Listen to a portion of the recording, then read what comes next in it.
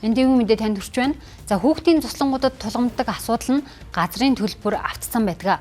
Өмнө нь хүүхдийн цусланг өмчлөл харгалзахгүйгээр газрын төлбөрөөс чөлөөлдөг байсан. Харин 2021 онд орсон газрын төлбөрийн тухай хуулийн өөрчлөлтөөр өмчийн хэлбэр харгалзахгүй гэдгийг хассан байна.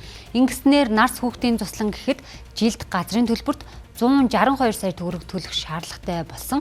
За улмаар тус туслан одоо 642 сая төгрөгийн өртөө дансаа хаалгаж хаалгаа барих хэмжээнд хүрсэн байна. Хүүхдийн цуслангийн үйл ажиллагаа явуулаад энэ хэмжээний маш өндөр татварыг төлөх ямарч боломж байдгүй. Тэгэхээр бид нэр эсвэл одоо цуслангийнхаа үйл ажиллагааг болоод чиглэлээ өөрчлөх ийм л заашгүй шаардлага гараад байгаа.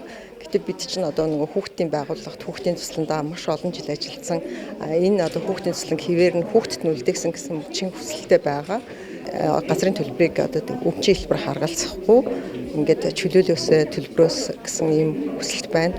Бидний бас зам тээврийн асуудал бас замын асуудалд бас анхаарал хандуулж өгөөсэй гэж бодож байна. Тэгээд цуслан болгол ярьж байгаа дэд бүтцийн асуудал. За мэдээж одоо нийслэлийн ногоон бүс гэдэг орон нутаг одоо хөдөө орон нутгатайгаа цуслангууд маань социализм үеийнх нь барилга байшинтайгаа за бороо цас салхинд одоо ингээд бас хүндрэл бэрхшээлүүд их гардаг. Тэгээд хүүхд хамгааллын одоо хууль болоод одоо бусад стандартуудыг хангахын тулд одоо энэ тулгамдсан асуудлуудыг шийдвэрлэх маш чухал шаардлагатай байдаг.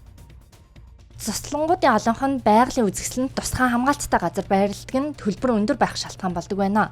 Тэгвэл үүнд салбар яамнаас хэрхэн анхаарч байгааг тодруулахад газрын тухай хуулинд дээр бид бүхэн бас нэмэлт өөрчлөлт оруулахаар бас саналыг яамнаас бол одоо дараа хөргүүлж ирсэн боловч одоо газрын тухай хуулийн дээр бас одоо хүртэл өөрчлөлт ороогүй байна. За энэ бол ер нь бол гол шийдэл бол газрын тухай хуулинд өөрчлөлт оруулж иж энэ асуудлыг одоо шийдэх ийм харгалгаатай байгаа.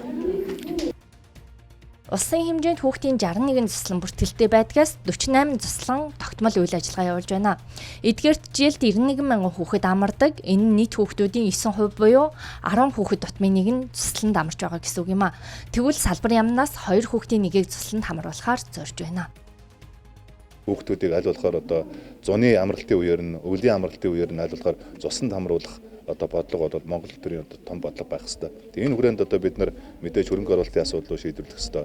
За одоогийн байгаа энэ үйл ажиллагаа явуулж байгаа нэг 60 гаруй цуслангуудаас чинь баг үндсэндээ нэг 40 орчим төрийн өмчийн орон нутгийн харьяад мөртлөө яг 60-70 онд байгуулагдсан учраас маш их тийм хуучирсан байна. Барилга байшингууд нь хуучирсан байна. Дэд бүтцүүд нь хуучирсан байна. Наад захын одоо ариун цэврийн байгууламжгүй байна гэх мэт.